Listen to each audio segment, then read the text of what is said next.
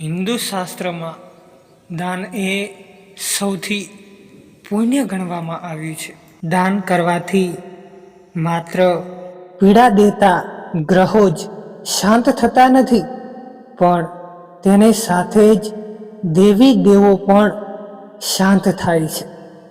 પણ શું તમે જાણો છો કે ગ્રહોને લગતું દાન ક્યારેય ઉલટી અસર પણ કરે છે?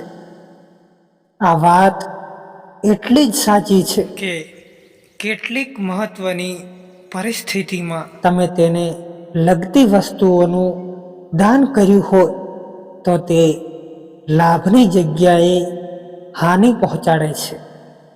પરિણામે ગ્રહોનું દાન કરતી વખતે ખાસ ધ્યાન રાખવું કે કયા ગ્રહ માટે કયું દાન કરવું. જ્યોતિષ શાસ્ત્ર અનુસાર કુંડળીમાં ગ્રહ ઉચ્ચ રાશિમાં કે પોતાની સ્વયં રાશિમાં સ્થિત હોય તો તેને લગતી વસ્તુઓનું દાન ભૂલથી પણ ન કરવું. આવું દાન હંમેશા નુકસાન કરે છે. નંબર 1, ગોળ, લોટ, ઘઉં, તાંબુ.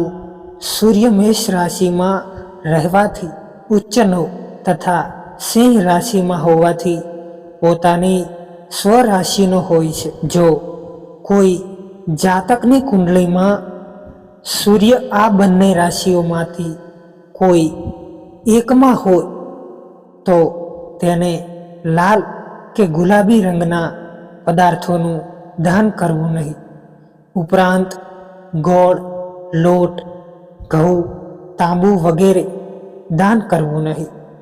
સૂર્યની આવી સ્થિતિમાં જાત કે મીઠું ખાવાનું ઓછું કરી ગળપણવાળી વસ્તુઓનું સેવન વધારવું જોઈએ. નંબર 2, મીઠા ગાઢ પદાર્થો.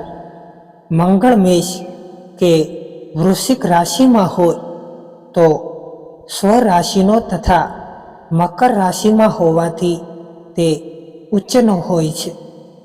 જો કોઈની કુંડળીમાં મંગળ ગ્રહ એવી સ્થિતિમાં હોય તો મસૂરની દાળ, મિષ્ઠાન અથવા કોઈ મીઠા ગાઢ પદાર્થોનું દાન કરવું નહીં. નંબર 3, લીલા રંગની વસ્તુ. બુધ મિથુન રાશિમાં હોય તો સ્વરાશિ તથા કન્યા રાશિમાં હોય તો ઉચ્ચ રાશિમાં હોય છે તેવું કહેવાય. જો કોઈ જાતકની જન્મ કુંડળીમાં બુધ ઉપર મુજબની કોઈ સ્થિતિમાં હોય તો તેણે લીલા રંગનો કોઈ પદાર્થ કે વસ્તુનું દાન ક્યારેય કરવું નહીં. નંબર 4, પીળા રંગનો પદાર્થ.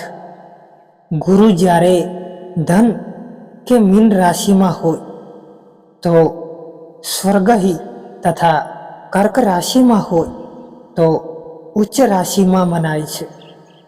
જે જાતકોની કુંડળીમાં ગુરુની આવી ગ્રહ દશા હોય તેણે પીળા રંગની વસ્તુ, પદાર્થો, કપડાં કે અનાજનું દાન કરવું નહીં. નંબર 5, સફેદ સુગંધિત પદાર્થો. શુક્ર ગ્રહ વૃષભ કે તુલા રાશિમાં હોય તો સ્વરાશિમાં અને મીન રાશિમાં હોય તો ઉચ્ચનો મનાય છે.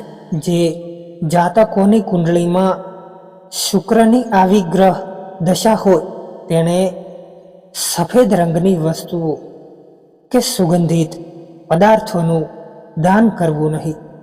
નહીંતર વ્યક્તિના ભૌતિક સુખમાં ઘટાડો થવા લાગે છે. નંબર 6, કાળા રંગની વસ્તુ.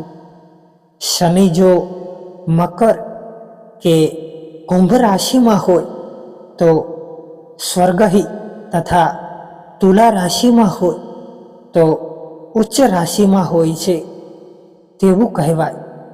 જો તમારી કુંડળીમાં શનિની આવી સ્થિતિ હોય તો તમારે કાળા રંગના પદાર્થોનું દાન ક્યારેય ભૂલથી પણ કરવું જોઈએ નહીં.